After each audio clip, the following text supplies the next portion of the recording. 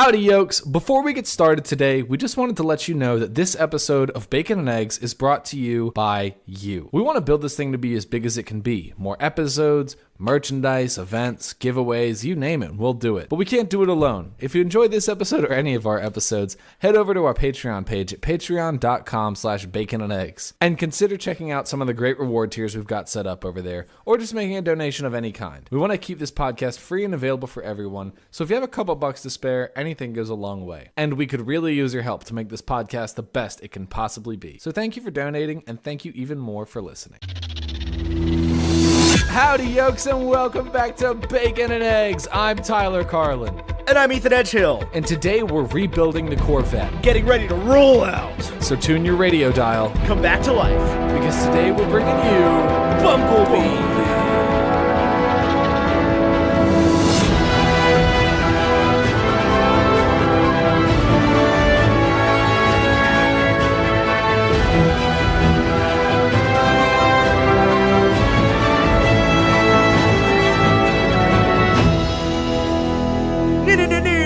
That na is gonna have to get cut. Says you. Right as it swells into our new intro. No, it'll be the first thing when we come back. Just fade out. I'll put like an actual air horn in there. Bumblebee came out on December 21st, 2018. That was 12 days ago on a $100 million budget. It's made $157.2 million. At least that was opening weekend. It's got a 93% critic rating, a 79% audience rating. That's a stark difference from what we normally see. Typically, I think the critics are tougher than the audience. That's okay. It's got a 67 on Metacritic.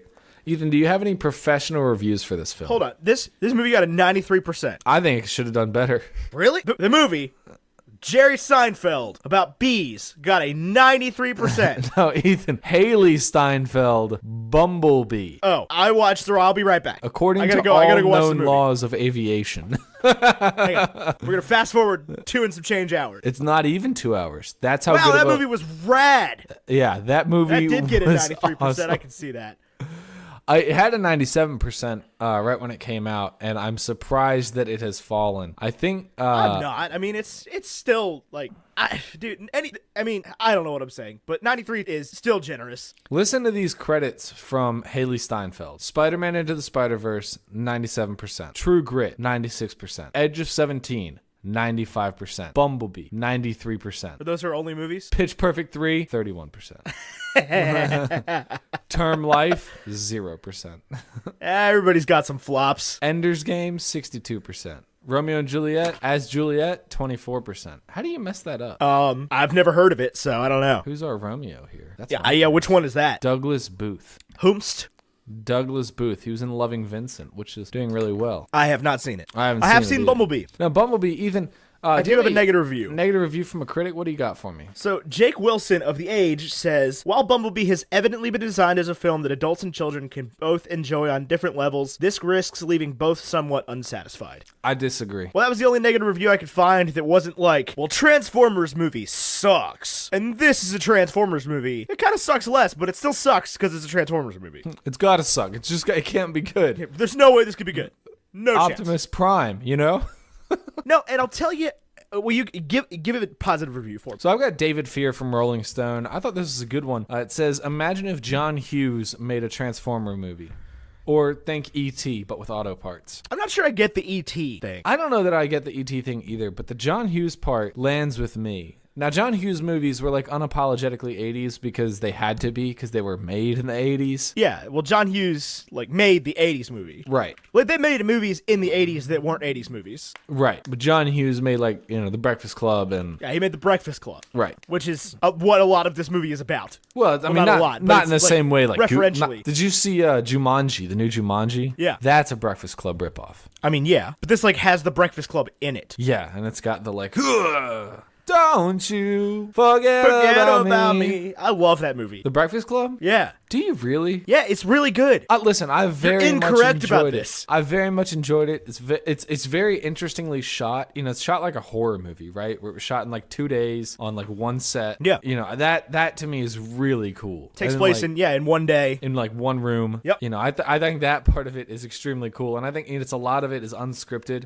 You know, it's just them improvising as the character, which I thought was really interesting. I just don't. I guess because I don't have any sort of nostalgic ties to it, it's just not like it's not to me what it is. I think to a lot of people. And to me, that ending when he throws his fist up in the air is only cringy. I don't see that at all. I think it just looks so dorky. And I think that song doesn't go with like the throwing the fist in the air. And I think that at no point in the movie do I think of that character as like a bad. So I don't think of him as like winning at the end. And he was like talking about, I don't know, something about like assaulting her, or something like really offensive being said to that character, to Molly Ringwald's character. That's who he ends up with, right? Yeah. Yeah. I don't know. I don't like that dude's mentality.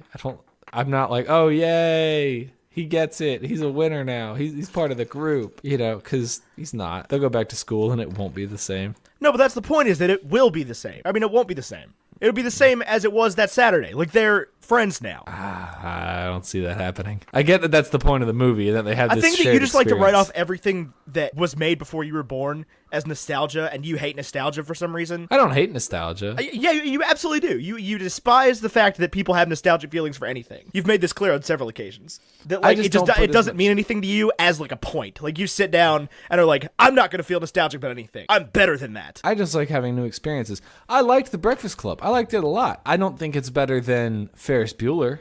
I don't either. I don't think anybody's arguing that. Okay. Well, it seems like a lot of people list The Breakfast Club. Like, it's not unheard of, at least in my experience, for somebody to put The Breakfast Club in, like, their top 10 favorite movies of all time. Yeah, I don't think it's unheard of for people to put Ferris Bueller in their top 10 favorite movies of all time. And I will say this, I have nostalgic feelings towards Ferris Bueller. Positive nostalgic feelings. I remember Ben was in the hospital, and Stephen Hoffman, I think, or at least that's how my memory remembers it, gave him a gift bag that had his favorite movie in it, and that was Ferris Bueller's Day Off, and we watched it while Ben was in the hospital. And I will always remember that, and I love that movie partially because of that, and the other part because it's awesome and hilarious. Yeah, it is.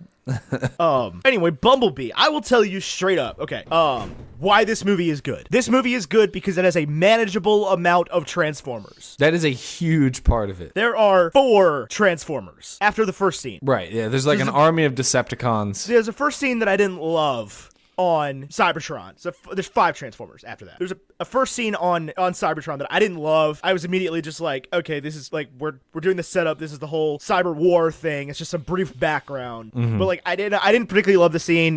The special effects didn't really hold up for me in it already. But after that, the movie is great because it had a manageable amount of Transformers. There were 3 whose names didn't matter, and there was Bumblebee and Optimus Prime. Hold on. 3 whose names didn't matter. Yeah, there's the one that they kill on Jupiter or whatever. Oh, yeah. Yeah, the 2, the red and the blue one, I could not tell you what their names are for money. It doesn't matter. That's the thing, is they're just the villains. Right.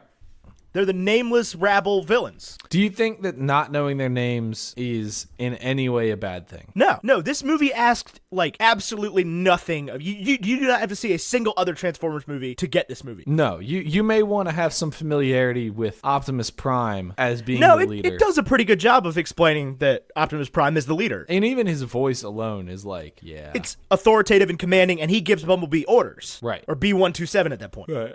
Sorry. So he gives him his orders. And that is the clear indication of that dynamic. Do they have names? Hang on a second. I'm going to see if I can even figure out what their names are. Okay, I don't need an ad for Bumblebee. I already saw it. I'm trying to look at the IMDb page, and it's just like giving me a full page ad. Oh, I'm on the same thing. I'm going to guess that they're Shatter and Dropkick. Oh, I didn't see those names. So the listed voice actors are for Bumblebee, Optimus Prime, Shatter, Dropkick, Blitzwing, RC, Shockwave, Wheeljack, Cliffjumper, Brawn, and Ratchet. And Cliffjumper is the one that they cut in half on the moon. Yes. Or on the planet. Shatter and Dropkick, yeah. Those are the names of the 2 Decepticons. Shatter is the female. Out of all of them, they sound like the villains. Yes. Anyway, okay, so yeah, but either way, nameless, well, they have names now.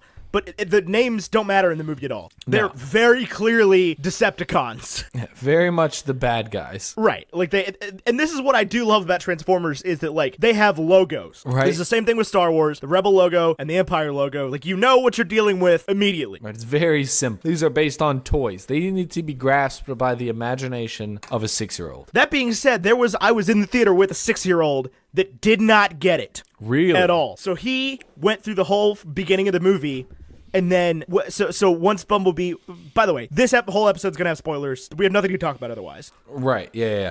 I will say the movie is worth seeing. There's not like a huge spoilerific thing to it. Just on like a movie review side, before we dive into the minutia of the movie experience, it does not ask anything of the viewer. Haley Steinfeld delivers a performance that like no script of this quality would ever deserve. Correct. Like she is so good. Yeah. She is a believable angsty teen in an 80s teen movie. Yeah. John Cena, perfect. Yep. John Cena, you said this to me yesterday. This is his Scorpion King. This is his Scorpion King. And this is the I'm movie ready that makes him an actor. He now has the right to be an actor. Right. He can do... Like, it's not the Marine. It's not Trainwreck. Like, he plays an actual part. Right. I get that he was the lead. He's the lead. He's the lead in the Marine, but like, he's not... He's John Cena. Right. Now he could go and play... Of course, the film's already been made, but he could play like Chris Kyle. You know, he could do that. Or he could go and do stuff like The Rock does. Yeah, do like comedy movies with Kevin Hart. Yeah, or like The Tooth Fairy.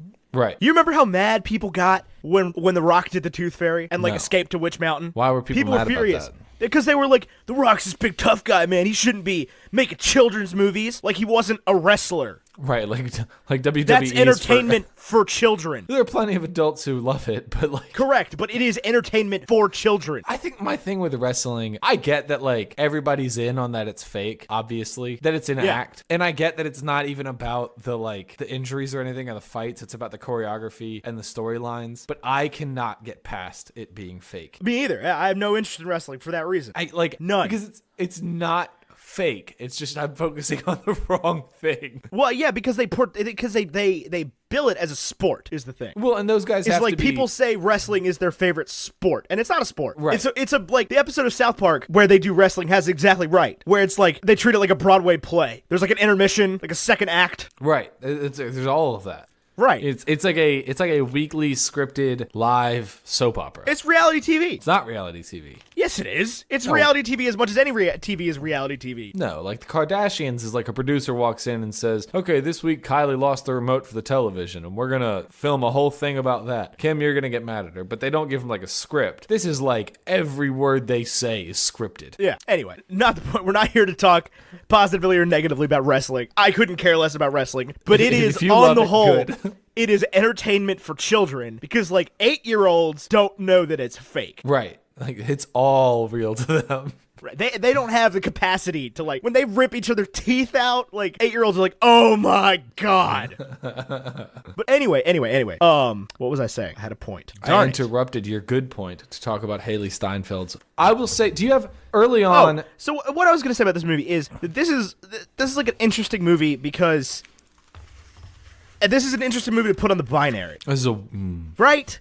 Because, like, it's very good, but it's not a movie you have to see. That was one of my thoughts leaving it, was I was like, okay, this is a movie about first contact, and I have no new thoughts on first contact. I know that this is not how it would be handled, and that's all. Right. It was an excellent movie. If I never see it again, I'm not, like, the rest of my life will be complete still. If you never see it to begin with, your life is fine. But it's very good. It's entertaining. It's awesome. Like, it is a very good movie, and for that reason, it would be a 1, but it's not a movie you have to see, in my opinion. Question. No, but the binary is not do you have to see it, it's would I recommend you see it. And well, you've been treating it for the past few months as do you have to see it or not. I know. But I think I remember how we originally started the binary, and that was would you recommend it or I would recommend it, yeah, for sure. I would definitely. So if you were going to the theater, I would, like, there are 4 blockbusters out as of this recording. There's Mary Poppins Returns, Aquaman, Spider-Verse, and this. And of those 4, I've only seen this one. But before I had seen any of them, this was still the one I was most interested in. And I'm like a big Spider-Man fan. The only movie that I'm sold on out of those 4 based on the trailers is Mary Poppins. Oh, that is the one I'm least interested in. Yeah, because you didn't watch Mary Poppins. Right, yeah. So I have no connection whatsoever. This is like I know we were just talking about my aversion to nostalgia, but I've never seen Mary Poppins. That's wild. They're like, If we didn't have the VHS, I didn't see it. That's how there's so many random movies that your whole family just missed out on. I was talking to Beth about this last night because she was like, Jonathan's never seen Mary Poppins. And I was like, neither is Tyler. Yeah, why would I have seen it? Because you were a kid. Yeah, and it came out like way before I was born, right? Right, but that's like one of the quintessential kid movies. I would show Mary Poppins to my kid before any of the Disney Renaissance movies. Any of them. Really? Hard. Yeah, absolutely. It's a better movie, by a long shot. And I know Sam Borman is sitting there right now like, excuse me, there's no better movie than The Lion King. But like, Mary Poppins is better than The Lion King. Is it? Absolutely. Oh, yeah. I've seen little bits and pieces of it inside the Disney store before. And I've never been sold on the music from it. Obviously I've never sat down and watched it beginning to end, but I'm not like sold on the premise. She's like a magical nanny. Magical nanny, yeah. Okay. She shows kids fun. I don't know. Yeah. You just gotta watch it. Is it better than who was the Cat in the Hat? What? You remember the Cat in the Hat movie, Dr. Seuss? Yeah. Who was it? Who played the cat? I don't know. It was creepy. It was creepy. Is it better than that? Yeah. That's about a magic nanny. That was Mike Myers. Mike Myers, that's what it was. I kept thinking Jim Carrey, but he was the Grinch, so obviously he wasn't the Cat in the Hat. I think that's a role, a live action Seuss character. I think Jim Carrey's the only person that can do that. And I still don't think that was that great of a movie. No. I think Dr. Seuss needs to just stay animated. Yeah, I agree. It potentially needs to just stay books at this point because like the Lorax is apparently terrible. I never saw it. I never had much interest. On Bumblebee though, no new thoughts on First Contact. I do have a question. The Nemo or Vimo, what's the friend's name? Memo. Was he supposed to be like dorky looking? I guess so. That dude is handsome. I couldn't separate him from being Nick from Love, Simon. Oh. Because I had just watched Love, Simon like 2 days ago. Yeah. So he's like the cool soccer player friend. This is a movie I could have seen them putting the girl from Love, Simon in as well. She's in that dog movie. Which girl? The black girl from Love, Simon's in the dog movie. You talking about Hannah Baker? Yeah. Who would she have been? Haley Steinfeld. Nah. I wouldn't put it past them. She looks too old. She does look too old. She doesn't look young enough to be Hannah Baker. Yeah. Not that we promote Leah. that show. But even in Love, Simon, I was like, the rest of these people sort of look like high schoolers. You don't look like a high schooler. Right. I will say, I just finished reading Dear Evan Hansen, and I know that it was originally Ben Platt who played the role of Evan, but all I can picture is Nick Robinson. Nick Robinson is Simon? Yeah. I can see that. Have you read it? No. Oh, you should. It's good. I've heard it. Not interested. All right. Yeah. But I finished reading it, and I was like, yeah, no, this is Nick Robinson. Like, that's the only person who could play I this love role. Nick Robinson. Nick Robinson, and then like maybe a younger Ezra Miller playing Connor Murphy. I want to just watch Perks of Being a Wallflower, just the Ezra Miller scenes on repeat for the rest of forever. He's so good in that movie. He's good in everything. He is. He's so good. Ezra Miller's a mood. Yeah, I just go back to that like San Diego Comic-Con cast photo of the whole cast of Crimes of Grindelwald, where everybody's dressed all nice and Ezra Miller is in a Toadette costume. That's what I would wear. Like, that is the dude that does not take himself too seriously, but also like isn't a jerk about it. He ran into some flack not too long ago. I don't know how we got into Ezra Miller. We ran into some flack not too long ago where he was asked to sign a poster, and it was like an Infinity War poster, and he was like, "No, I'm not signing that. Why would I sign that?" He was like obviously joking about it, but it was still like, the headlines afterwards were like, Ezra Miller refuses to sign fan memorabilia. Right. And I get it, but it's like, it's not a movie I'm in. It's also from the rival studio to both of his franchises. Oh, right. He's the Flash. Yeah. Yeah. Okay. I was forgetting about that. I was like, what? Like Harry Potter and Justice League exist to fight Disney. Whoa. No, I think Warner Brothers is just very lucky that they got those rights. Right, yeah, no, I think if Disney won that bid, it'd be good. I really don't think it mattered who won that bid. Right. Anyway, so Bumblebee. This is a solid movie. Like, this is twice as good as I expected. I went in with no expectations at all. Once I had seen the tomato meter, I was like, okay, this is probably good. I'm really excited to go enjoy this movie. But when I first saw the previews and everything, I was like, I don't care if it's good or not. I'm ready for more Transformers. See, yeah, you love Transformers a lot more than I do at this point. I don't like. I mean, honestly, of the original 5, I don't think I've seen the last 2, and I don't know that I could say I enjoyed 2 and 3. I haven't seen 3. I think I have. I know the second one has like a lot of weird plot holes, and Sam like brings the Allspark key in a sock, like after it turned to dust. He's got a problem. He's got a lot of problems, is what I was trying to say. I don't know what I said. He's got a problem. Whatever. Sam Witwicky. Sam Witwicky? Yeah. I was actually relieved that this movie didn't have like a Sam Witwicky tie-in. Real? I mean, it does right at the end. Well, he turns into the Camaro, but it wasn't like, oh, this is, Dave Witwicky or whatever, Sam's dad, as like a young man. I think what's interesting, they don't mention Megatron already being at the Hoover Dam at all. Is Megatron supposed to have already been at the Hoover Dam? Yes. He'd been there for like 50 years, because that's Sam Witwicky's dad, or great-great-grandfather, unearths Megatron.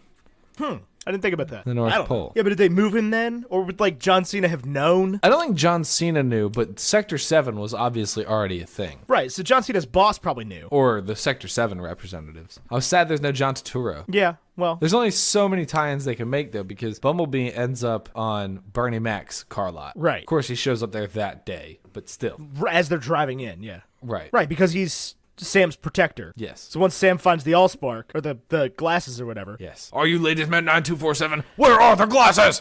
Yeah, that. This movie was just so much better than that. I felt like I was 14 again. Like I did. Like watching Transformers in 2007. This gave me the same joy as that did. Yeah. And this was like something that I know I'll be able to enjoy again. Yeah, but based on the previews and everything, I had no interest in seeing this movie. I was like, it doesn't look very good. I'm kind of over the whole Transformers thing. It's a Christmas time, so like there's a solid chance it's just not good. Right, they're just putting it out here just cuz. Right. And then they started the really bold advertising campaign of going on the TV and being like, this movie has a 94% on Rotten Tomatoes. You have to see it because of that. And then I was almost legitimately like, well, I'm not going to see it because you said that on TV. That's why I saw it. Yeah, but I wanted to boycott it for that reason. Really? Yeah. That just feels like, you? it feels taboo. It feels like that's a thing you don't do. Oh, pretty much every movie does that these days. That's the first time I've seen that. Oh. Yeah, that's the first time I've seen like a trailer do that. That feels like a rule you don't break. I don't really watch a lot of television, and if it had said like, oh, this movie is well, I don't think I saw it on TV. I think I saw it on like a pre-YouTube ad. Right. But if it was like this movie has an 82% on Rotten Tomatoes, I would have been like, yeah, okay, I'm not seeing it. Weird flex. But the fact that it was like that Bumblebee got a 94%, I was like, okay, hang on a second. What? Because I was like, there's no way this will be better than the first one. No way. There's no chance. Because it's a prequel. Like, they're just not as good. Is this better? This was better. This was better, it turns out. I didn't realize it was a different director. I didn't see the director's name in the opening credits because I was looking for it. Travis Knight. What else has he done? Also, Steven Spielberg has nothing to do with this. He was an executive producer. Not according to any credits. It was in the credits of the movie. I didn't see that. But this dude has never directed a bad movie. Who? Travis Knight? What has he directed? I've never heard of him. Oh my God, stop giving me this ad. I've seen the movie. Kubo and the Two Strings was the only other director role, and he produced The Box Trolls and Paranorman, which are both certified fresh. Kubo and the Two Strings is a really good movie. And he's producing Missing Link, which was previewed before this movie. Looked pretty good. Yeah, I saw a preview for that the other day. That's Hugh Jackman and Zach Galifianakis, right? Is that it? It's animated, so I mean, I don't know. But no, I saw that as a preview before Mom and I went to see The Grinch, and I was just like, who is that? As the Link. It's Zach Galifianakis. Gotcha. Zoe Saldana, Hugh Jackman, Timothy Olyphant, Emma Thompson, Zach Galifianakis, David Williams. I don't know who David Williams is. But otherwise, good cast. Yeah, they're probably pretty good, yeah. Well, and based on the director choice, it looks like it's going to be pretty good. Well, neat. Anyway, Bumblebee was rad. I don't know if I would call it I think 94 or whatever it got is a little bit generous. Really? Yeah, I would give this movie like an 8 out of 10. The average rating is a 7 out of 10. Yeah, there's some nostalgia factor to it that I think is weighing on me. That like I felt like I was 14 again, enjoying it for the first time. So I think that gives it. But it's definitely not a perfect movie. I really didn't like the first scene. I think that if they just found some way to start with it being Bumblebee landing on Earth, that it would have just honestly been better. Right, and then you had like the "Help Me Obi-Wan Kenobi" message from Right, from Optimus Prime, and then you could tell that story then. I just thought it was a weird way to open. I didn't enjoy that scene. That was the one scene out of the whole movie where I was like, and it didn't even feel like it fit. It felt like it was a different director, like it was a different studio. The one thing I didn't like about that scene, I actually did like that scene. I thought it landed well with me. I didn't like, it went back to the same Decepticon 2 or 3 times when it would like flash back to that scene. I don't even know how to describe what it looked like, but it went back to it a few times and it would like focus on it on screen. And I was like, I don't know who this is supposed to be or what this is. Because it's not Megatron, it's not Starscream. It's not like a Decepticon that the layman would know. Right, that I had the toy of. Right. It was just, but it looked like they made the toy of it, but it didn't look like anything I would know offhand. Right. And that was frustrating. It talked and it said something weird and slow and it lingered on it for too long. Yeah. Bumblebee having a voice was like shocking. Hurt my brain. Yeah, like shocking. What do you think of? So I've got a few complaints with the film. Do you have a point to make real quick? No, I was just gonna say I was gonna change the subject as well, but I'll come back to mine. Okay, I have a few complaints to make, and this is the first one is a complaint I've had with every single Transformers movie. When they transform as a toy, it's really cool because this toy Camaro or whatever turned into Bumblebee. When they transform in the movies, like parts shrink and expand in ways that they're not supposed to. And they're only sort of resembling a vehicle by the time they're standing. I mean, obviously not resembling a vehicle at all. But do you know what I'm saying? I actually thought this one did a better job of that than the other ones did. Really? Of like showing the difference between Bumblebee when he's the Jeep and Bumblebee when he's the Bug. Mm-hmm. Because there's like different wheels and different, his wings are like different doors. Right. And I had an easier time identifying like what part of the car that was. So right. I actually thought they did that a lot better in this movie. That he more resembled what the toys looked like to me when I was a kid. Did you collect the Transformers toys at all? I had like 20 of them. So this is an interesting thing. This is sort of the reverse nostalgia for me. I don't remember ever playing with Transformers toys. I'm not saying I didn't. I know that other kids had them. I don't remember ever owning them. So I watched there was like a Transformers TV show that was out when we were kids. It is animated. Yeah, an animated TV show. I think it was like the second one that came out anyway. So I had a bunch of toys though. Okay. I had a bunch of the toys. Like I had a Starscream. I don't think I feel like the yellow car had a different name. I think that's accurate. I think Bumblebee is like as I remember when the first Transformers came out, even being as young as we were, there were people older than us who were like offended that they called the Camaro Bumblebee. Yeah, I was like, what is this? But anyway, so I had that. I had Starscream. I had Megatron, who was the tank. Starscream, I think, was the helicopter. I thought Starscream was the F-15. I had that one too. Then I had the helicopter, whatever helicopters, a Blackout or whatever. Mm-hmm. So I had a bunch of them. I don't know if I had 20 of them. I did have an Optimus Prime. I remember I got Optimus Prime for Christmas one year because that was like the big one because he was huge. He was like much bigger than the rest of them. So he was a lot more expensive. So I got that one for Christmas one year. This was Optimus Prime? Yeah. But so I had a bunch of them. Like full-sized ones, yay large, 10 inches or whatever. And even then, I remember how little the car one was because he is much smaller than all the rest of them. Bumblebee? Yeah. Yeah, that wasn't as obvious to me until this movie. He seemed much shorter in this than the Transformers did in the original Transformers. Like when the police car stands up and Sam is watching it, it's like 60 feet tall. Yeah, they all seem smaller in this. Yeah, it seemed much more reasonably sized. I think they're just better. I think they just figured a few things out. Oh, I'm sure. It's been, like 15 years? 11 years. Since 2007, it's been 11 years. Yeah, you're right. Trying to find the original name of Bumblebee. There were books. There's been a bunch of stuff. There's a lot of lore to this that I am unaware of. I will say this. I think we could do a video here, Ethan. This is brainstorming Tyler and Ethan's very first theory video. Okay. So it is, just in doing this light research, it is sort of widely accepted that the Hasbro toys exist in the same universe. So what does that mean, Ethan? That you could make a Hasbro theory? It means that John Cena could be the first G.I. Joe. Isn't John Cena G.I. Joe? No. Has he not been G.I. Joe? I believe, wasn't that The Rock? I don't know. I remember seeing the first one. Those movies are terrible. You didn't like those? No. Rise of Cobra, Retaliation. Dennis Quaid, Channing Tatum is G.I. Joe. Chris Eccleston is the villain. Okay, so I found the show that I watched when I was a kid. It was on for like 2 years. It's called Transformers Armada. It was 2002 to 2004. Okay. And the yellow sports car was called Hot Shot. Yes. And I had those toys. Those are the ones I had. Megatron was like a green tank. There's so much lore to this. I mean, there's a lot. There's been like a bunch of TV shows. There's been a bunch of movies. This Megatron action figure is $6 on eBay. Do you want it? You gonna get it? I might. Which of the other? So there's a bunch of like 90s and early 2000s sort of fictional worlds, mythologies, whatever you want to call them, fandoms that sort of existed. You know, you've got Power Rangers, Transformers, Teenage Mutant Ninja Turtles, stuff like that. Which of those were you most interested in? What are you still interested in, if any? And because to me, the only thing that stuck was Transformers, and I wasn't even into it back then. Like I got into it with the first live action film. Repeat that question.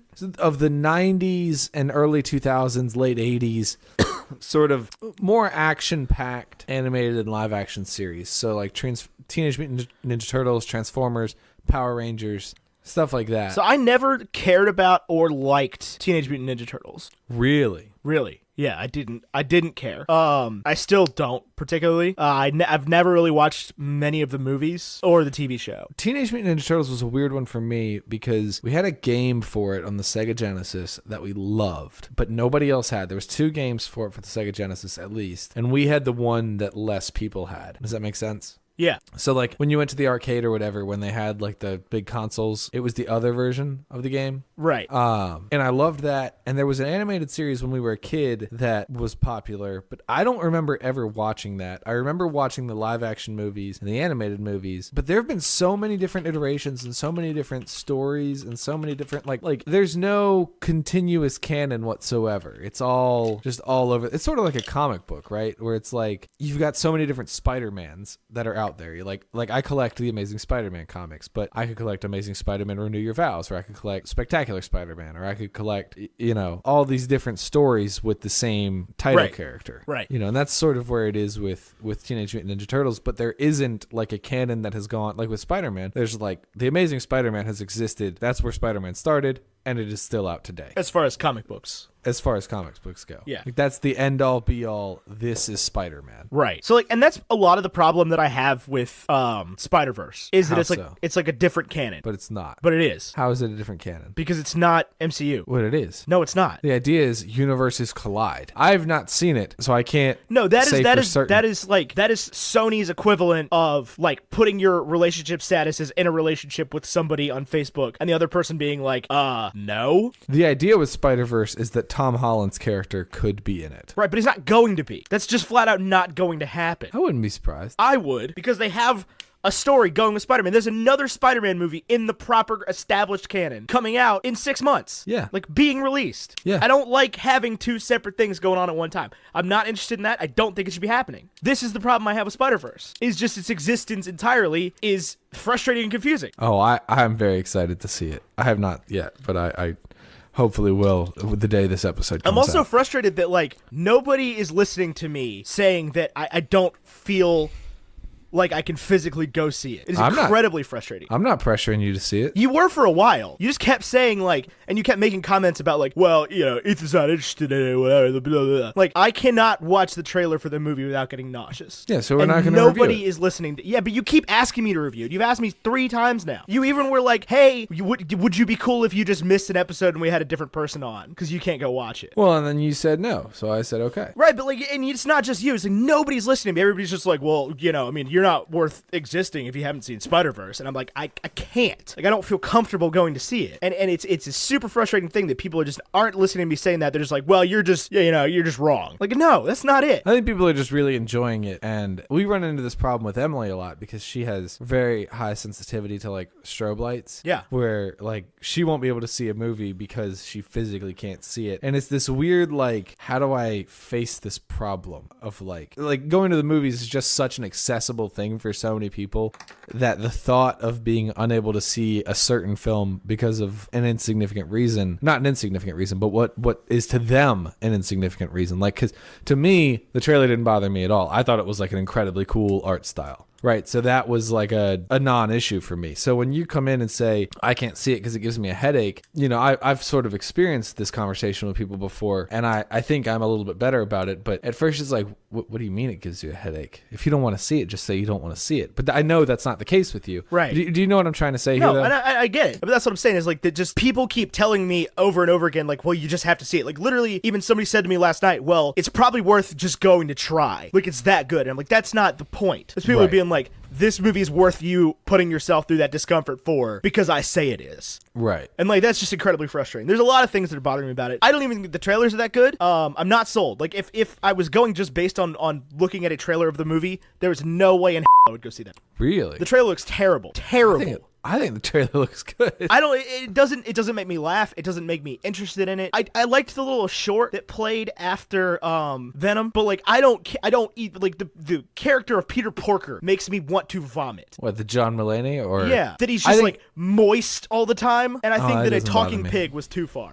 But I haven't seen the movie. I will say, that is my only hesitation going into it, is that seems like a certain type of silly humor that is not going to land well with me. Right. I'm not interested in that type of humor. And it might be very funny. I might be completely wrong, but this is just based on what I have seen from the trailer. And at this point in my life, like, yes, I would go see it if I thought I could because a million people have told me to go see it. But like, if we're talking just based on the trailer, which should be the only reason I need to see a movie. And trailers are getting worse and worse as time goes on, and we've had conversations about this on the show. But like, that was just, I wasn't sold. That was it. I just wasn't sold based on the trailer. I also don't, like, with some movies, like, I don't feel like I need to see A Dog's Way Home because the trailer told me everything that happens in the movie. I think you need to see it because you want a movie podcast. I don't think we'll discuss A Dog's Way Home, but I think overall for me, as we go into 2019, I just want to see more films. I get so frustrated this year because we're coming up on Oscar season, and there's going to be like 10 films in the best film category, and I'm going to have seen like 2. And I'm so frustrated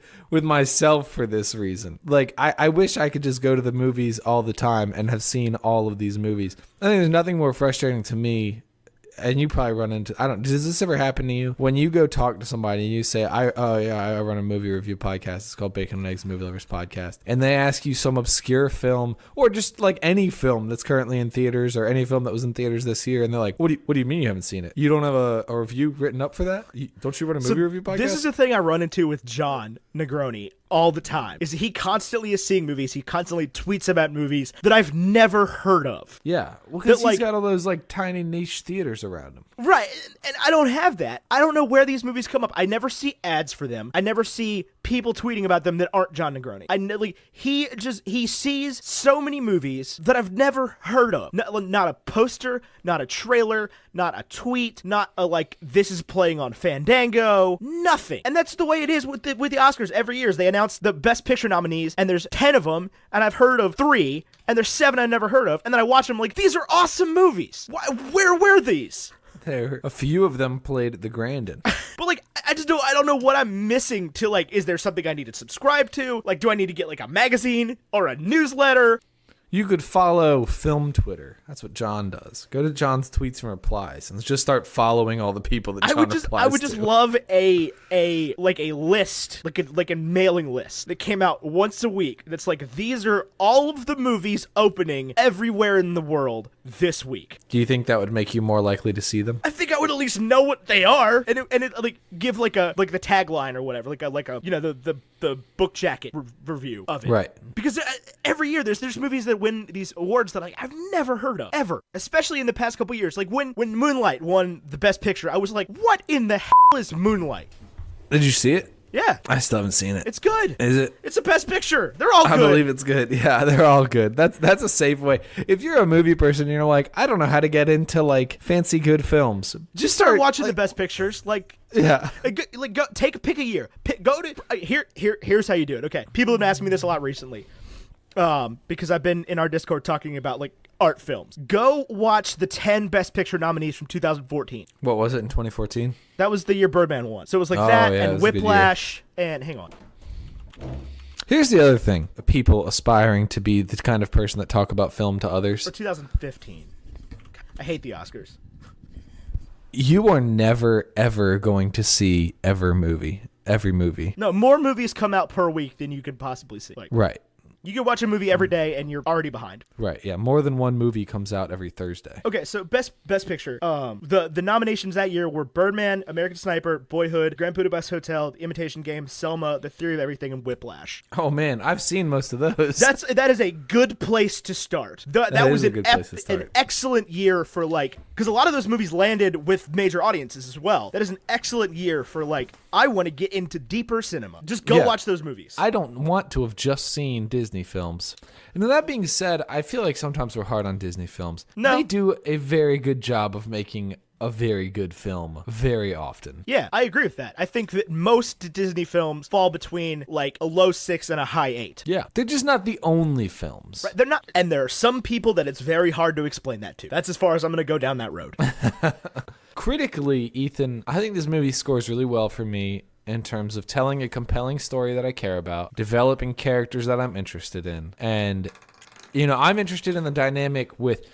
We were talking yesterday when we first had our first discussion about this, and I why don't you just repeat what you talked about with the stepfather? Oh, yeah. I loved the development between Charlie, who is Haley Steinfeld's character, and Ron. Ron's his name? Ron, the stepdad. Because it is very clearly set up like this. But the whole movie, you're like, we hate Ron, we hate Ron, we hate Ron, we hate Ron, we love Ron. Ron's the best. Ron's awesome because all of a sudden, Ron is a stepdad who's just trying to help out. He is doing the best he knows how. And he says it when he's in the car, and she's like, we got a kid in the car. And he's like, I'm trying to save the other kid. It's a lose-lose.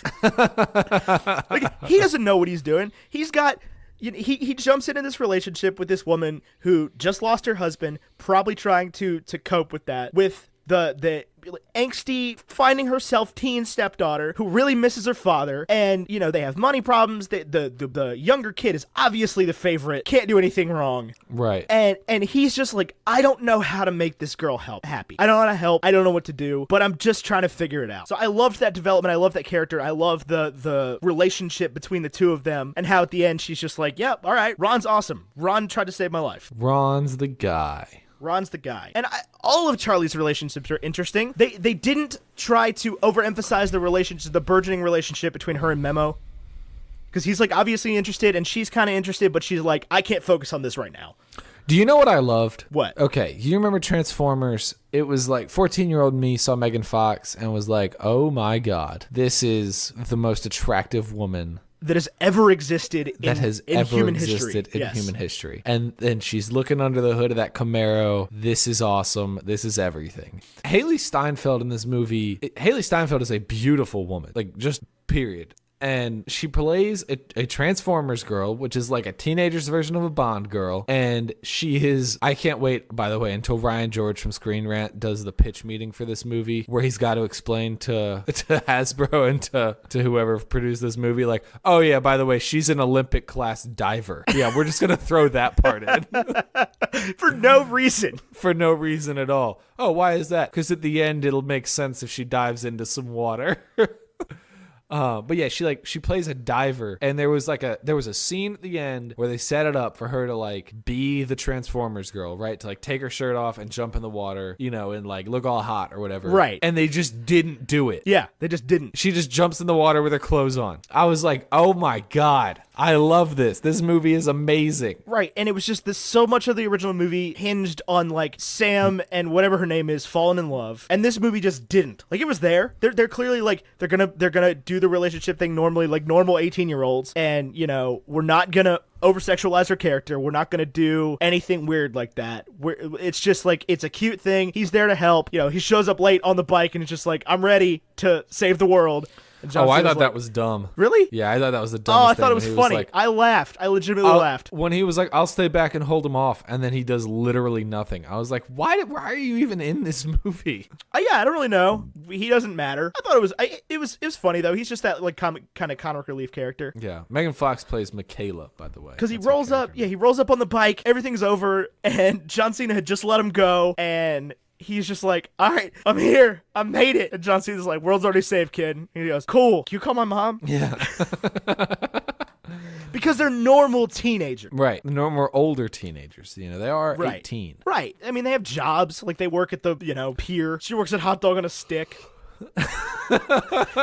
which I thought was something they had made up for Parks and Rec, and it might be, and they just used it in this.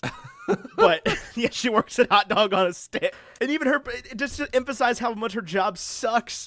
Her boss is just like, "Hey, I need you to go steal some sticks from the deep fried banana people or whatever," and she's Hot just dog like, on a "Why don't we just stick. sell them without the stick?" And he's like, "You can't have That's hot dog on a impossible. stick without the stick."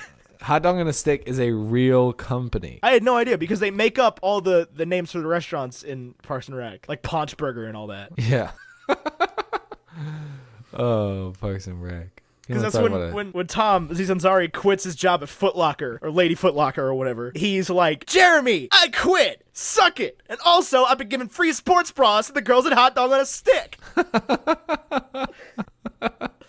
Hot Dog on a Stick. Yeah, it's a real company. That's wild. I had no idea. I didn't either. I'm learning so much right now. Her job did look like it was absolutely no fun. They wear those hats too. Oh Yeah, my gosh. And she wore the hat. And she spilled lemonade on the hot guy. And she's like clearly interested in him. And I was like, "Oh God, why?" No, they didn't Why are pursue we that. doing that? They didn't Yeah, pursue then it that. She had the just opportunity to ended right totally there. win that guy over by diving in the water, but she can't dive in the water because the last time she dove was the last time she saw her dad alive. Yep, and that was super sad. That was some feels train I was not ready for. I'm sitting there 25 minutes into Bumblebee weeping in the back corner of the theater. You sit in the corner when you go by yourself? Yeah. Interesting. Yeah, because I got to be able to pull my phone out and make notes. Oh, I'm not pulling my phone. If I pull my phone out, I will not pay attention. I pulled my phone out to make notes. I pulled my phone out to tweet that 2018 has been a banner year for the Rickroll. It has. Because well done, Bumblebee. in this movie, Bumblebee plays, like, she puts the Never Gonna Give You Up tape, and he shoots it across the room. He's also not a fan of the Smiths. Oh, I was so happy that Bumblebee I was didn't like the Smiths. That's right. Although then later on, Bumblebee does play a Smiths song. But I know, like, but whatever. she was the quirky girl from the 80s that, like, has the Smiths t-shirt that she cut off. Right. And she's like, "This is the best band ever." And she puts the tape in, he's just like, "Nope. Nope, this is not it. Done. This Not is happening. Not it. Not- Quick question. This ain't it, Chief." Just putting a feeler out there. Would you like to open a hot dog on a stick? Not really. That doesn't seem like the move. Why? Believe What it is or their not- franchise fee? Believe it or not, we qualify, and we could do it right now. Okay. That sounds like some risk. Minimum population 60,000 within 10 miles. Check. Minimum median household income of $40,000. Check. Square footage from 600 to 1,200 square feet. We can knock that out. And then investment $25,000. The problem is we'd have to put it downtown, and the Wiener Stand is downtown. I don't care. Yeah, people love the Wiener Stand. Yeah, well, this We're is not a wiener stand. We're not going to This compete is with the a- Wiener Stand, though. This is a corn dog stand. Also, I would be glad to do this at Valley View Mall and put Auntie Anne's out of business. Oh, like in the mall? In the mall. You do not want to run a mall store. A mall. I knew a guy that pretzel ran a shop. mall Subway, and it was miserable. He, like, owned it. Miserable. You don't get to set your own hours. They tell you when you're going to be open, and you pay way too much for rent. Anyway, no, I don't really want to open a hot dog on a stick. I'm ready. You know, I know. if anybody out there is ready to open I do up, not want to own fast food. I'm not, like, unless I have a ton of money and can do it with, like, a GM. this isn't fast food, Ethan. This is an iconic hot dog franchise. Whatever. It still means I have to hire high schoolers. It does. High schoolers to wear the dumbest hat in the world. Yeah, I'm not about it. I think that if a hot dog on a stick was going to work in Roanoke, it would have already happened. I don't know. This seems like an opportunity. No, because we'd be competing with the Wiener Stand. People love the Roanoke Wiener Stand. I'm ready to put them out of business. The Wiener Stand can go. The Roanoker can go. 611 can go. Whoa! You back off the Roanokers, sir. Best No. breakfast in town.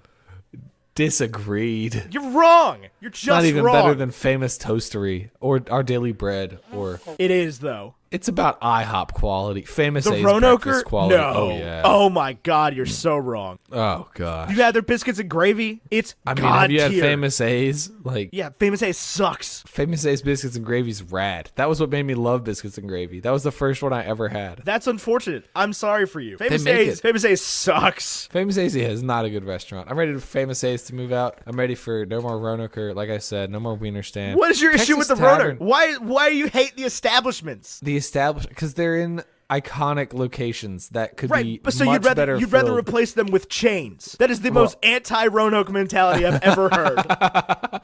No, I would not rather replace them with chains. A hot dog on a stick shouldn't go where the Roanoker is. That would be a ridiculous decision. That would be a big hot dog on a stick. That is a huge restaurant. I would put a brewery there. The idea, Ethan, is a brewery on every street corner. We already have that. I know. There are more breweries in Roanoke than we can sustain. That is a bubble market. Yeah, it is. It'll pop. That's why I'm thinking deep fried hot dog market. Because you know why Roanoke is succeeding with the breweries? Because we had so many factories and warehouses that we did not know what to do with. Well, I know, and I wish we still had those factories because they pay a lot better than breweries, but and they employ a lot more people. But we don't. And you can only make so many of them into fancy millennial apartments. Right. I want an apartment building with no walls. Not like my apartment has no walls. Like, no apartment has walls. That is like a hostel. Exactly. Everyone lives together, but it's not really. Like, you have your own space. You have a little blue tape on the floor outlining your space. A little blue painter's tape. That sounds like a great way to get all of your electronics stolen. But that's the thing. Why are you getting stolen when you could just go to the community room where there's a nice projector screen? It's also not roped in. It's roped in, actually. That's what you get. This sounds like The worst place in the world. like the worst place in the world. You said community room with a projector, and my brain shut off. It's got nice couches and stuff. You're describing like Lazy Days. This is like a hookah lounge. Hookah lounges. Do you remember hookah lounges? Yeah. Are they still a thing? They're still a thing. There's two downtown. Is that really a hookah lounge, or are they smoking something else? I don't know. I've never been in there. I'm not 18 anymore. I know, right? I can drink alcohol. Right? I remember we used to go to the hookah bar, and it was like, yeah, man, this is the cool thing. I really feel like I'm relaxing here in like a dark room playing loud music and like rave lights on the wall. Lazy Days, I liked Lazy Days. Lazy Days were chill. I would have gone there and hung out without doing the hookah. The hookah made me nauseous. Tobacco. Listen, kids, you're going to read an article, if you don't know what hookah is, that says something along the lines of hookah is the safest way to smoke tobacco. But let me tell you right now, you are still smoking tobacco. It might be the safest way to do it, but that's like saying it's the safest way to get in a car crash. Right. It's still not good. Still a bad idea. And if you're writing an angry comment right now, thank you for subscribing on YouTube. Kids don't go to hookah bars anymore. They just Juul in the school parking lot. Oh my gosh. I'm so anti-Juul. Yeah, that's all they do now. That's all the kids do now. I would sign petitions. That's my toothpaste and orange juice this week and every week is Juuls. Juul culture. Here's my thing about vape culture, Ethan, in general, is people who vape are always like, there's no scientific evidence that it's as bad for you as smoking. It's like, okay, well, again, this is the hookah argument, okay? And B, you're literally smoking a battery. I just don't believe that that's not bad for you. Juuls are like the Bud Light of vape. Yeah, they are. Because they're the kids that are just like, this is all I need, man. I don't need a real vape. I just need the Juul. The same guys that are like, oh, I drink Bud Light because it's cheap and it gets the job done. Right. It's like, you don't drink beer to enjoy beer. You drink beer to be drunk. Right. Kids are Juuling to get a nicotine buzz, whatever that's worth. I put a dip tobacco in my mouth one time. Didn't you vomit instantly? I vomited instantly. I've never done it. I've never even wanted to. I've smoked hookah and I've smoked cigars. I've never smoked a cigarette. I put the dip in my lip one time because I was just this was all curiosity. And I'll give you a quick review. The dip tobacco gives you the nicotine buzz or the tobacco buzz or whatever it is people are smoking for. It hits you immediately and it hits you hard. I believe it. It is not a good feeling. It is not like, oh, wow, I understand why people do this to take the edge off. It's like, oh, this sucks. I didn't like this at all. I've smoked cigars, never gotten any sort of buzz or anything because you don't inhale. I don't really understand the point of cigars. They're like an expensive taste. And hookah.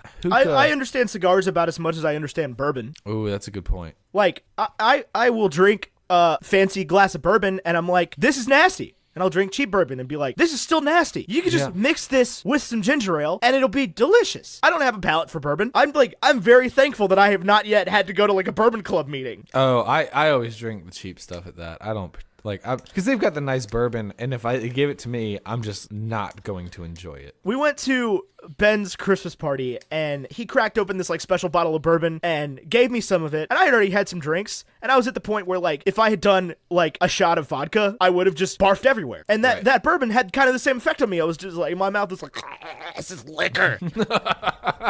Liquor. Oh my God. There's nothing in this. And then I put ginger ale in it and made a very good bourbon ginger. And that's the thing. That's as far as I go with it. Like, I feel the same way about a cigar. I'm like, a $2 cigar from 7-Eleven, man, this is kind of gross. And then like a nice cigar that somebody gives me, like a proper Cubano, that boss gave me in the Dominican Republic, I was like, this is still gross. This is still a lot of tobacco. Yeah, like, and they're like, you don't inhale it. And I'm like, what am I supposed to do with it then? Just like... just like... It doesn't go to your lungs is the idea. Right, but like, what am I doing? Just sit there and go... And that's what they do, is they sit there and just like they puff it. What? Yeah. Why? What is this doing for you? I don't know. I remember we used to do cigars at one of the fraternity nights, and it was always like that night was the only night I ever enjoyed it. And nobody even smoked like a cigar. They smoked a true Black and Mild. As it comes in the package. Right, out of the package into the mouth. Right. There was no. Some people we didn't empty them out. No.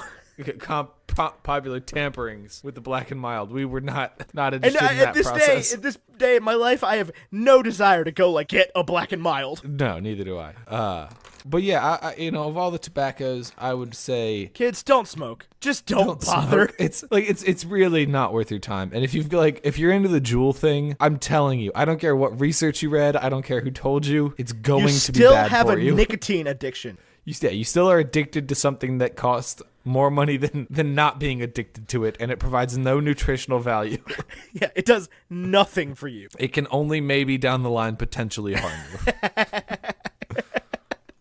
Accurate. Oh my God, I forgot what I was going to say. I mean, I remember this now, but I forgot that I was going to say this earlier. I was talking about, you said you may want to have some working knowledge of like what a Transformer is, but it's made for kids to be able to get it. But there was this one kid in the theater with me that did not get it. So up until when Bumblebee does the whole thing and he turns into the Volkswagen, right? Mm-hmm. But like you can just see him scanning the Volkswagen before he blacks out. And I don't know how he ended up as a Volkswagen in like a marine repair shop. That was not really a clear thing as to how he kind of got there. But she gets she dusts the car off, does the whole thing with the bees, gets the car home, and then the arm drops out and a kid goes, "Oh my God, it's Bumblebee." Like, she wipes the dust off the Autobot logo on his steering wheel. And I was like, no, kid. Ethan explains things to 6-year-olds. Right, but like he said it like loudly in the movie theater, and you could tell that all the other kids were like, "Yeah, duh." Even the 6-year-olds.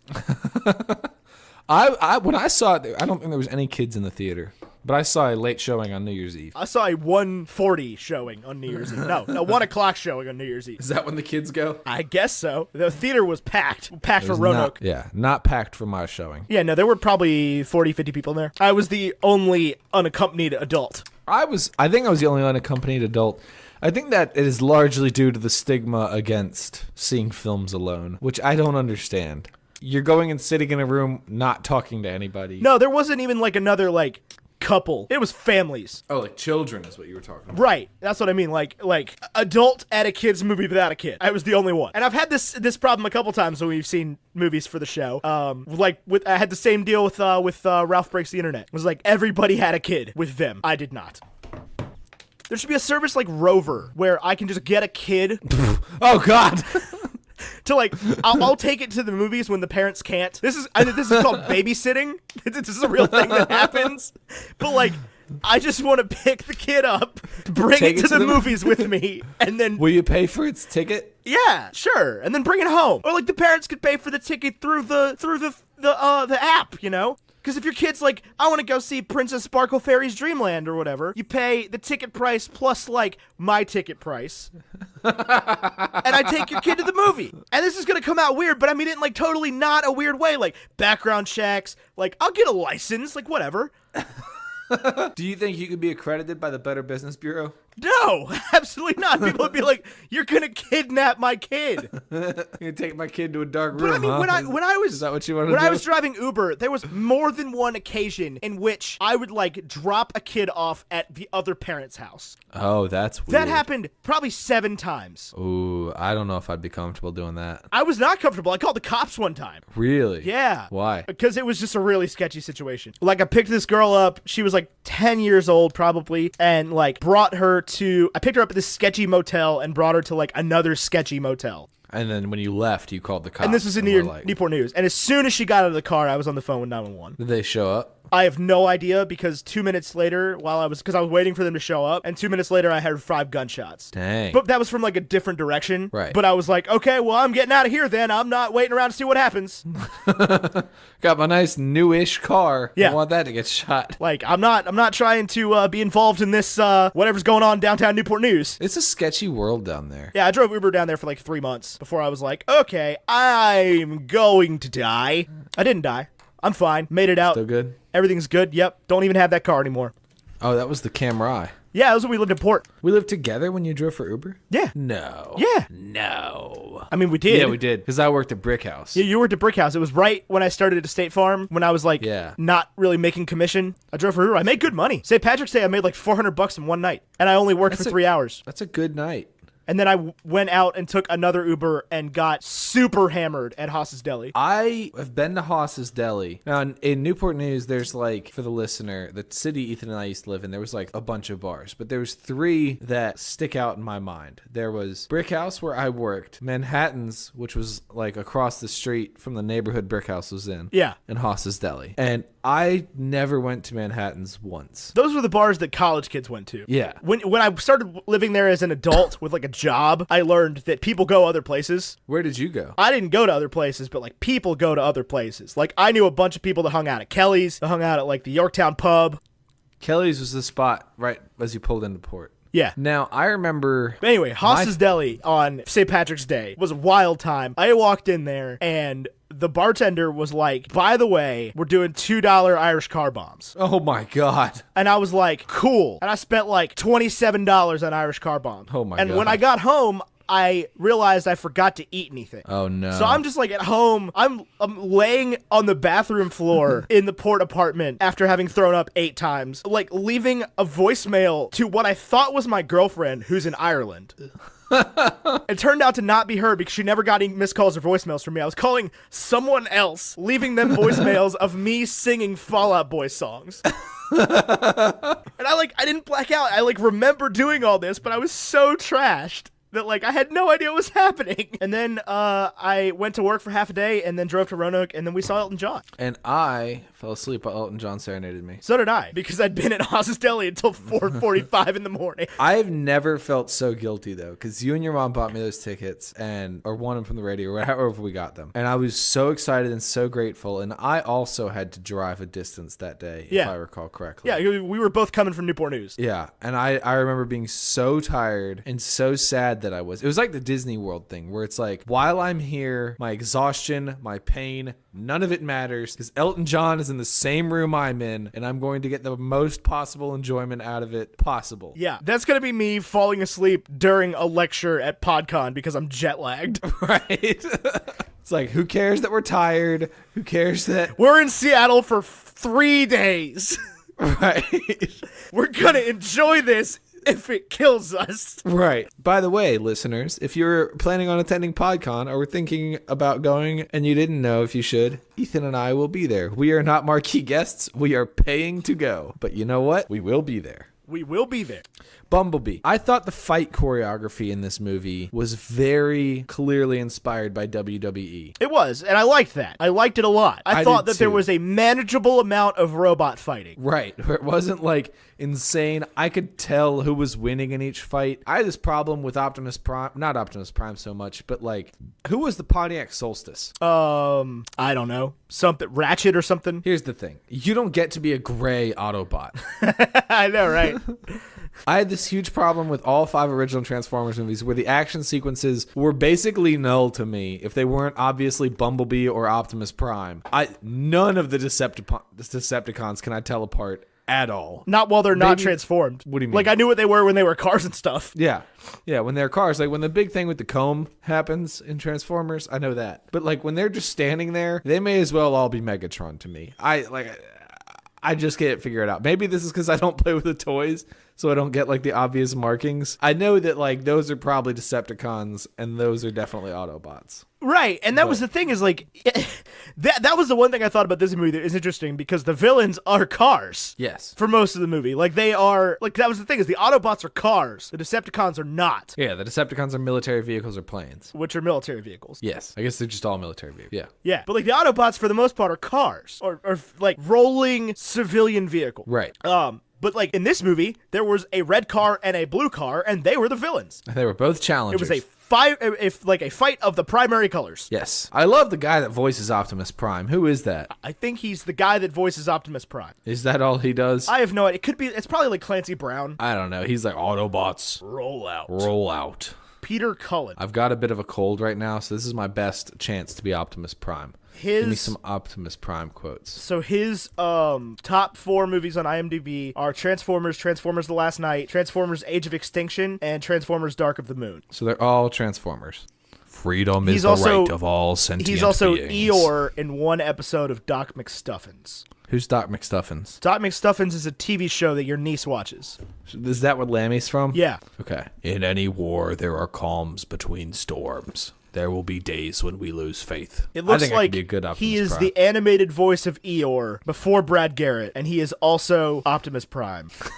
And that's pretty much it since, like, the 90s. So he's not like Mr. Krabs or anything? No, that's Clancy Brown. Clancy Brown. That's the other person you said. Yeah, he's not Clancy Brown, but sometimes people are Clancy Brown, and I'm like, what? Well, Twitter sometimes for me, it's decided it's in landscape mode now. Interesting. Also, Bumblebee is the kid from the Maze Runner. You mean the kid from Love Actually? No. What? No. He's Dylan O'Brien. He's Thomas in the Maze Runner. Yeah, the kid from Love Actually. No. That's Newt. Oh, yeah, you're right.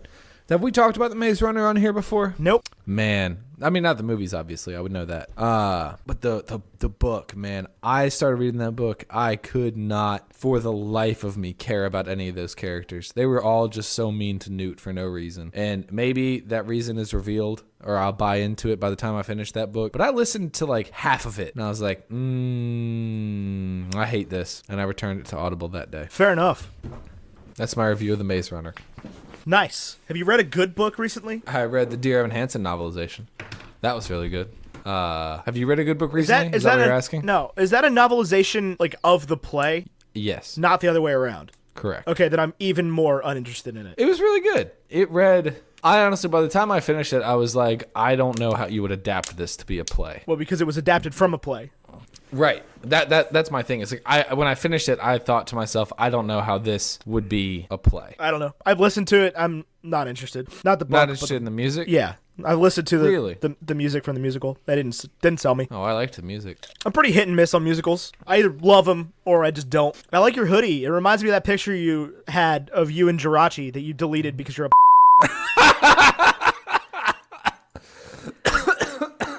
That was in this house. That is the opposite of hitting the upload button. Hit the delete this embarrassing photo button. All right, well, what else do you want to talk about with Bumblebee? I don't know. That's the thing, is that like it's at the end of the day, it's not a thought-provoking film that there's a lot to say about. I will say this about Bumblebee. I loved this movie so much that at the end of this movie, when Bumblebee transformed into the Camaro, I was sad because to me that meant there won't be a sequel. That the sequel is Transformers. Right. And I want more Haley Steinfeld. I want more John Cena. I said this last night, but I would watch like a rom-com, like a teen movie sequel of just about Charlie. Yeah, I like would with too. no Transformers in it. I think that would be a very interesting thing to do. I agree. I would also watch a story about John Cena's character. Well, I think that if there is a sequel, then that is likely what we will get. More John Cena? More, yeah, like we'll get a like how he finds Sam. I think we'll get more Haley Steinfeld. I don't think they're ready to get rid of her. Right, but that would mean she'd have to meet Bumblebee again. Yeah, when they like parted ways, that was so sad. Right, But that's a pretty closed door to me. I think if they make a sequel, then that will ruin this movie.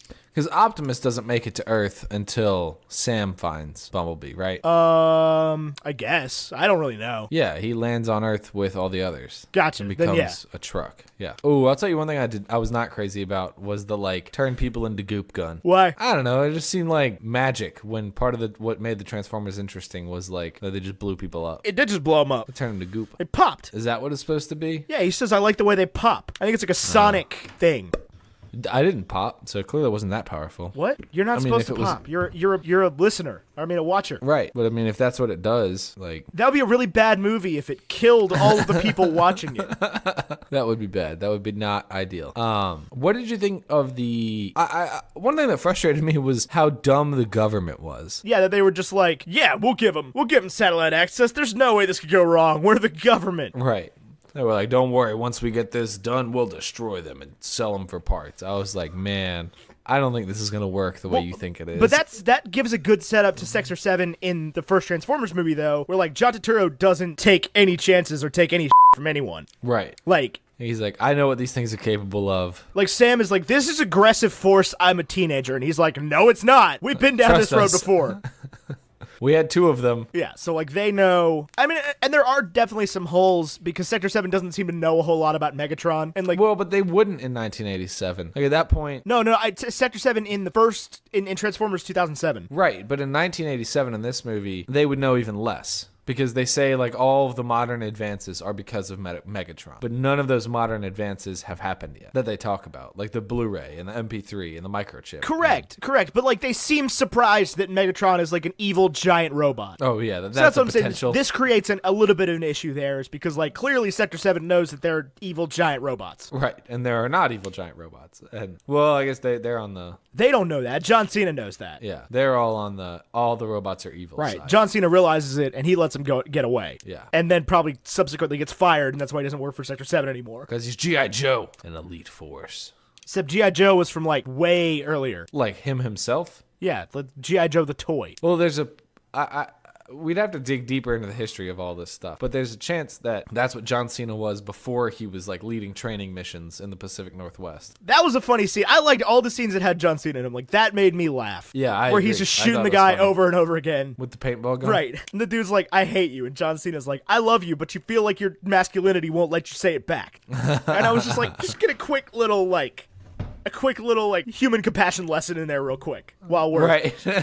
like, dudes are allowed to say they love each other as friends. Like, this is a totally normal thing that happens. And that was a little teaching moment there with Transformers. And I was like, okay, I respect that. Weird flex, but okay. I'm with this. Yeah, I get it. But it's definitely not a thought-provoking movie. It's not like, how do I feel about aliens now? Right. How do I feel about giant robots? It is the best kaiju movie to come out in a long time. Probably since Have Titanic. you seen the previews? Not better than Cloverfield. No. Have you seen the previews for the new Godzilla? Nope. I'm all in. Not interested. Why? Tired of Godzilla movies. Mothra, Ethan. I haven't seen the preview. I don't know what it's about. But the last one was, everybody raved about it, and it was okay at best. I mean, none of them are very good. They're kaiju movies. Right, but we've got good kaiju movies now. You just talked about Cloverfield. Cloverfield was an excellent movie. Yeah, it was. Pacific Rim is a kaiju movie. Yeah, it's terrible. Ooh. You liked Pacific Rim. I don't know. When I think about Pacific Rim, I always think about that other, like, B-list Robert Downey Jr. role. What was it, like BattleBots or something? I don't know. It's like boxing robots or something. Was Robert Downey Jr. in it? Oh, God, I don't even know. I literally don't know. We saw it at Hunter's house. Did we? Yeah, because his truck is in it. I'm, like, remembering this now. But, yeah, this Godzilla 2014 was not that good. And so if this is a sequel to that, which if it's just kind of another reboot, then I'm even less interested. It is a sequel to that. Okay, but I'm glad it's not another reboot, but, whatever. I have not seen a trailer for it. I did not get that trailer in front of this movie because I went to AMC. Because I am an AMC A-list member. You little shout out there. I'm just explaining why I went to AMC. Oh, okay, it was not Robert Downey Jr. Who is in this? I don't know what movie you're talking about. What's it called? I don't know. I've got to look this up. Real Steel. What'd you say? Who's the lead in the Real Steel? Real Steel. Who's in this? Hugh Jackman. Oh, I remember this movie. Hunter's truck is in this movie. I remember this movie. And that's why It was a bad we movie. saw it. It was not good. No. There's There some it is. movies that I forget about completely. That like you and I saw together that like, because we saw a bunch of movies together back in the day. There are movies that I forget exist. Like even just from like, not recent memory, but like not that far off. Like you remember Cowboys and Aliens? I have no idea what that movie was about. I know that it was right after Daniel Craig became Bond, and he was in it. Is that correct? Yes. It's Daniel Craig and Olivia Wilde and Harrison Ford. What a cast. Directed by Jon Favreau. That sounds like something I would enjoy. I do not remember if it was good or not. It made $174 million, and it cost $163 million. Hey, so it made its money back. Made its That's money what back. matters. But it's the thing where Daniel Craig has the, like, neck collar on, I think. Yeah, it's like the episode of Doctor Who. Yeah. Or like a bracelet Where or it's- something. The neck collar is something else. Do you see this picture I just sent you with Hunter's truck? Hang on. Real Steel. I remember that movie. Hugh Jackman. Hugh Jackman before he was, like, jacked. This would have been right in the middle of it because he was. This was around the same time. This is 2011, so Yeah, couldn't have that been is Hunter's far truck. off. He doesn't look that huge, though, in this picture. No. But I mean, yeah, they're like fighting robots. I remember this movie. Yeah, it's like the boxing ring. Yeah. But not. This it would have been 2 years after Origins. Same year as Butter. Butter? Butter. What is Butter? Hugh Jackman played. It's Jennifer Garner, Ty Burrell, Christian Shaw. I've never heard of this movie. Phyllis Smith. In Iowa, Jackman's an in this adopted movie. girl discovers her talent for butter carving and finds herself pitted against an ambitious local woman in their town's annual contest. 40 on Metacritic. Never seen this movie. Never even heard of this movie. He played Boyd Bolton. Anywho, I don't know what else to say about Bumblebee. I think we can go ahead and wrap up. All right. I'm okay with that. Okay.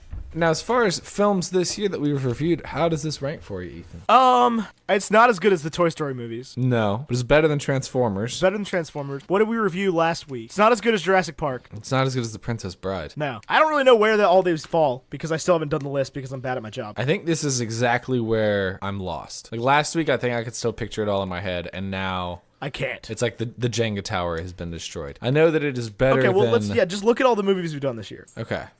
Because there's still a pretty clear divide Yeah. between like good films and I'm bad sure we can films. find a spot for this. Princess Bride, Miracle, not as good as Miracle, not as- as good as Jurassic Park, It's better than Ralph Breaks the Internet. better than Ralph Breaks the Internet, Better than better than Crimes of Grindelwald. not better than Toy Story or Toy Story 2 or Toy Story 1. It is better than Transformers and it is better than Venom. Yes. So it looks like where it cruxes is on Ralph Breaks the Internet. So yeah, it's above Ralph Breaks the Internet but below Miracle. Miracle, yeah. I totally forgot about Miracle. Same. I was like, I love Miracle. When did we talk about that? Couple weeks ago.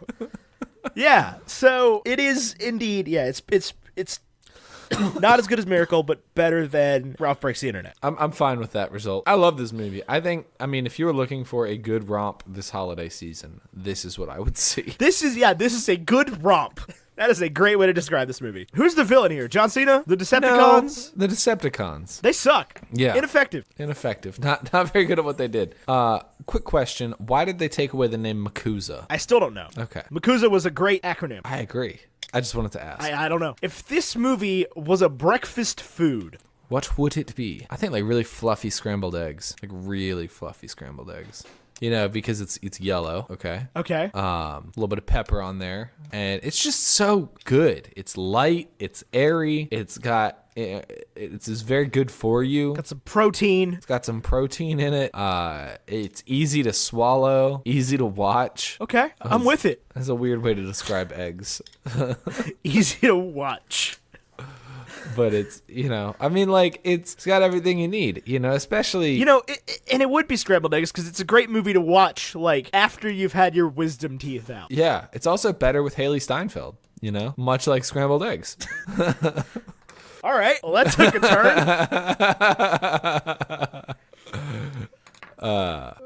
Yeah, So it's- that's where I'm at. It's scrambled eggs, but fluffy. Fluffy. Yeah, I'm saying no cheese. I think this is well prepared, doesn't need a lot of additives. I would put some milk in there, of course, obviously. Scrambled eggs are always better with cheese. I agree. But this movie but wasn't cheesy. It wasn't cheesy. Was it? No, it was, if anything, it was campy. It was a little campy.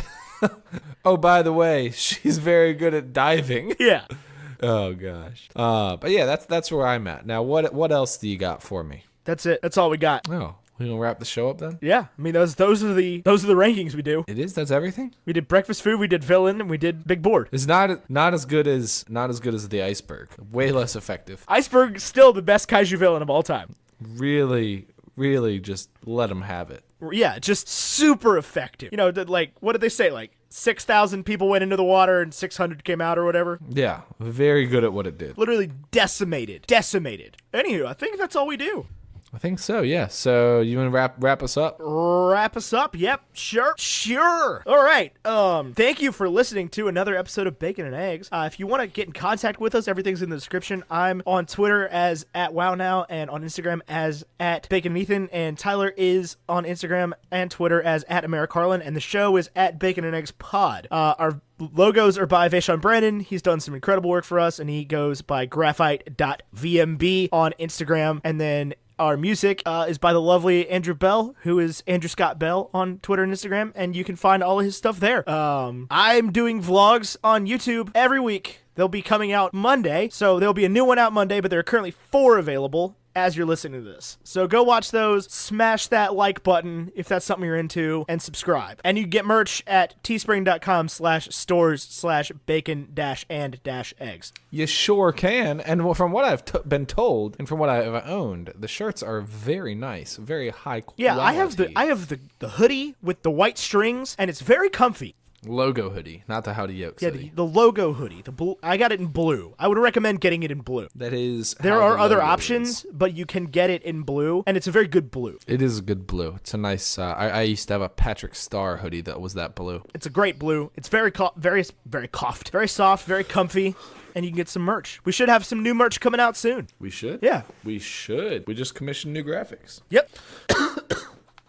Anywho, any final thoughts, Tyler? Yeah, I mean, you can also support us on Patreon. Listen, I mean, if you've made it to this far in the show, this show probably gives you some value. And if you have a couple bucks to spare, I know we've already talked about this, and we talk about it a good bit. It would genuinely make a huge difference in both of our lives if you went over to patreon.com, selected one of the reward tiers, and became a patron of Bacon and Eggs. I mean, obviously, you get value out of this show, and we would love to see a return on that value. And, you know, I mean, if this is worth $5 a month to you, then pay it forward. It'll make a difference in our lives, and it allows us to do so much more for our audience. And if you look through our reward tiers on Patreon and you, whether you're a patron or not, see something or don't see something that you think that we should be doing or you would like us to do, shoot us an email, baconandeggsmedia@gmail.com, and we would love to consider it. We want to constantly be giving back in the ways that you guys want. Yep. So if you can help out, please do. You know, we keep the show free and available for everybody, like we said. We don't do a whole lot of ads currently. That may change in the future, but for right now, it's just not necessarily worth it for us. So if you can help us out, give us a couple bucks. We would love you forever. We love you forever anyway. Yeah, thanks for listening. Yeah, people that listen to this show. So great first episode of the new year. Thank you guys so much for listening. I've been Ethan Edgehill. He's been Tyler Carlin. And until next week, arrivederci. Autobots, roll out.